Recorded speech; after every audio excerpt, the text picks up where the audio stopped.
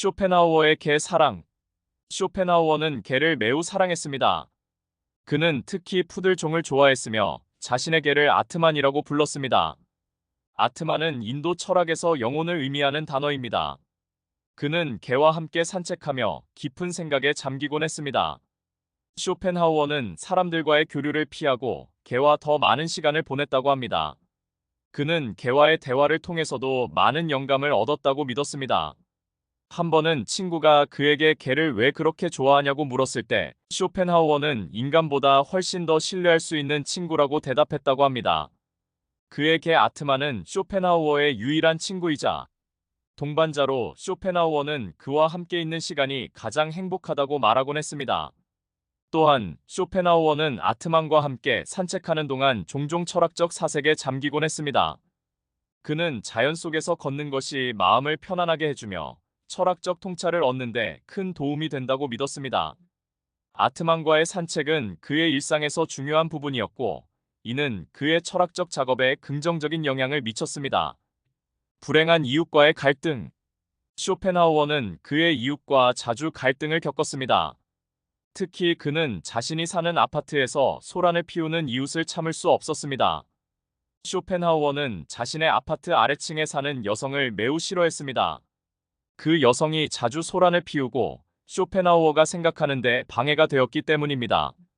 결국 쇼펜하우어는 참다 못해 그녀를 밀쳐 넘어뜨리게 되었고, 이 사건으로 인해 쇼펜하우어는 법적 소송에 휘말리게 됩니다.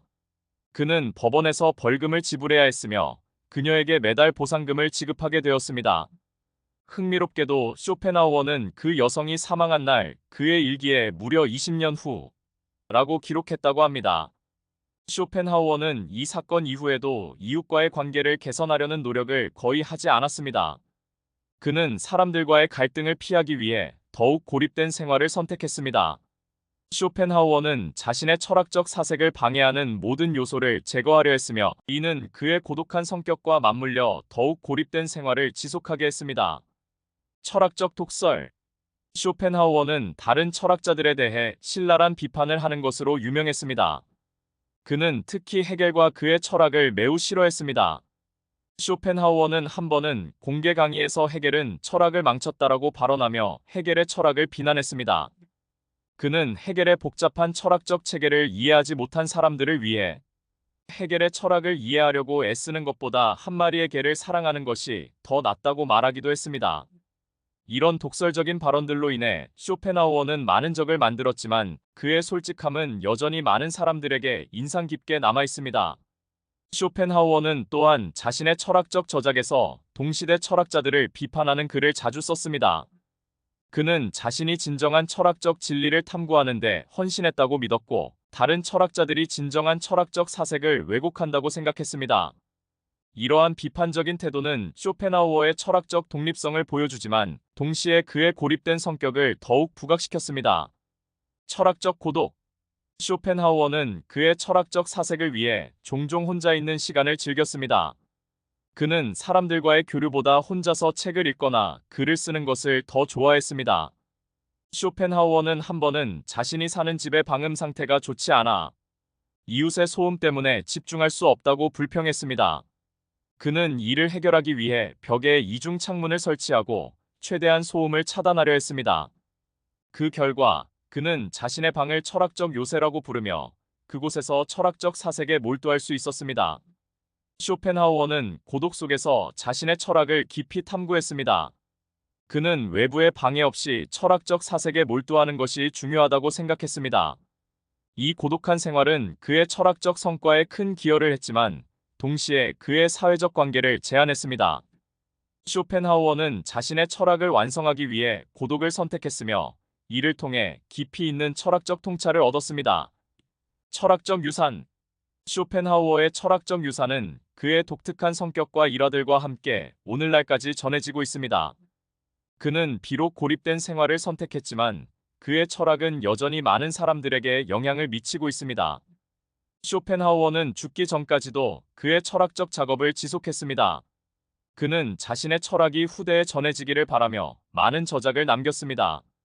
그의 사후 쇼펜하우어의 철학은 점점 더 많은 사람들에게 알려지게 되었고, 그의 철학적 유산은 오늘날까지도 계속되고 있습니다. 쇼펜하우어는 자신의 철학을 통해 인간 존재의 고통과 불행을 탐구했습니다. 그는 인생의 의미를 찾기 위해 고독 속에서 깊이 있는 사색을 했으며 이를 통해 많은 철학적 통찰을 얻었습니다. 그의 철학적 유산은 우리가 인간 존재의 본질을 이해하는 데 중요한 역할을 합니다. 쇼펜하우어와 예술.